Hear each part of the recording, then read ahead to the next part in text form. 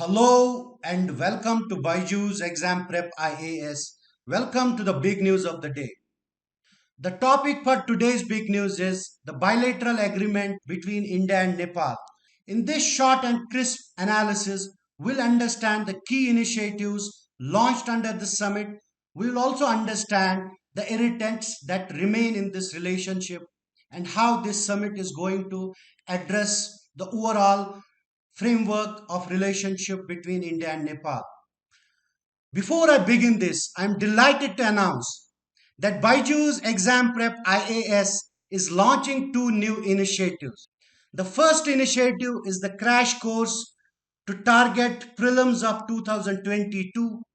This crash course will cover the entire syllabus of the Civil Service Preliminary Examination. This crash course will begin on 5th of April and end on 24th May. It's a 50-day crash course that will cover the entire syllabus of preliminary examinations. So all you have to do is to pick up your phone and download this app called BYJU'S Exam Prep application. This program is entirely free but exclusively available only on BYJU'S Exam Prep application. This crash course will offer you a 50-day revision program. It will also offer you a daily revision plan, a revision of current affairs. All these revision programs will help you in the civil service preliminary examinations. Also, you will be offered daily mock tests to check your level of preparation.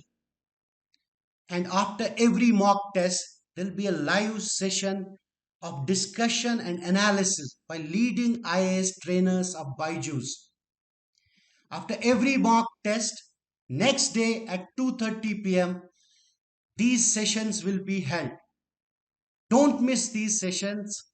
As I said, download the app and start benefiting from this amazing course. If you somehow miss these live sessions, remember the recordings of these videos will be also available. Another announcement is that BYJU'S Exam Prep IAS is coming up with weekly current affairs videos. In these videos, places will be analyzed, the places which are in the news. So every Saturday, you will have a weekly video about places in news. So again, don't miss these two new initiatives, the crash course and the weekly current affairs analysis. Okay, let's go to our topic for today's big news.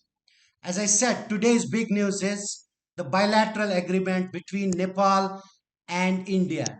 Recently, Prime Minister Narendra Modi and his Nepali counterpart Sher Bahadur Deoba met in New Delhi. They announced many developmental projects on Saturday last week.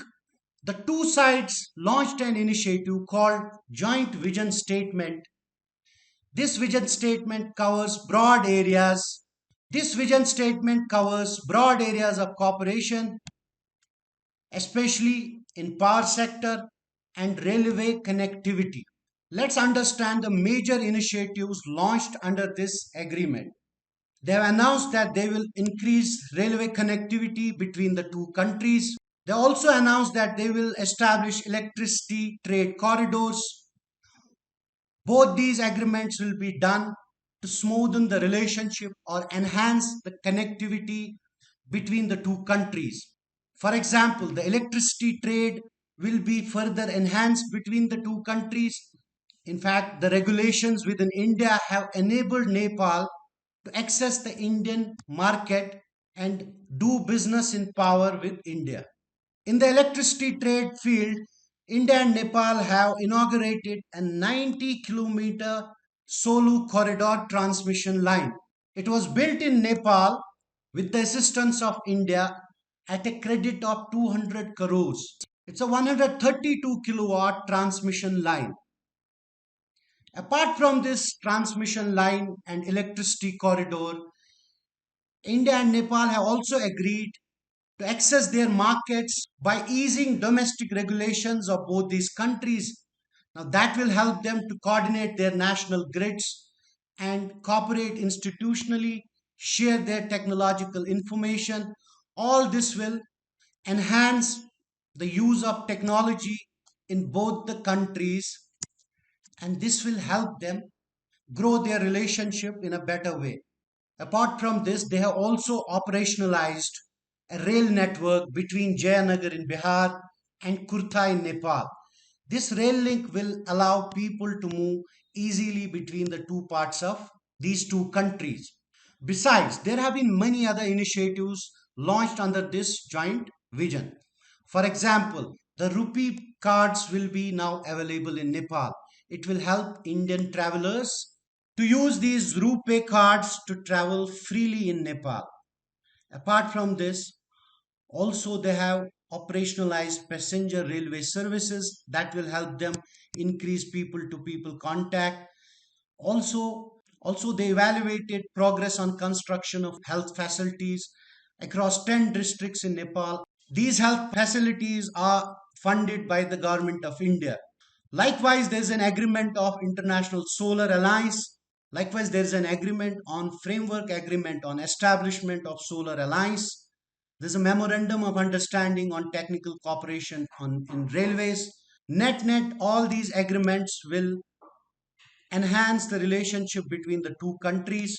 As you might be aware, Nepal and India from the last 2 years have not been on good terms.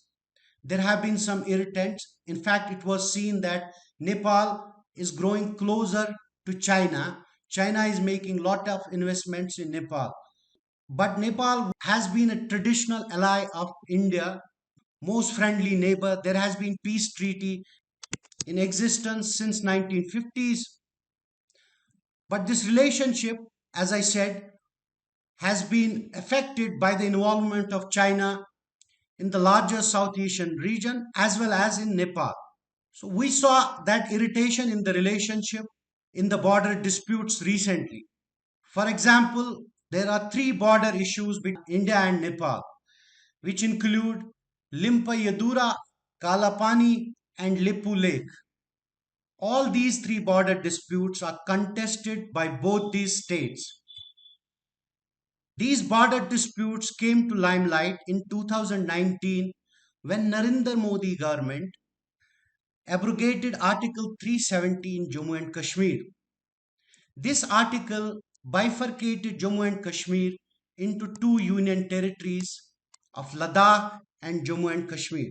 After the abrogation, the government came up with a new map which showed this region as part of Uttarakhand. This annoyed Nepal.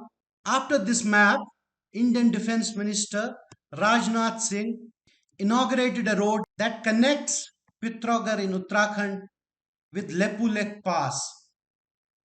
This again led to further irritation in the relationship, and Nepal showed its disagreement by coming out with its new political map, which showed these three regions, Limpe-Yadura, Lipulek, and Kalapani, as part of Nepal.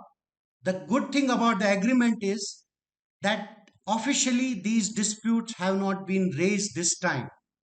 The understanding is that the new initiatives will enhance trade cooperation between these two countries and also allow people to people movement, and eventually these border disputes can be relegated to the corner, and in future maybe there will be agreements on these border disputes. With this, I would like to end this video. Hope you liked the video. Thanks for watching.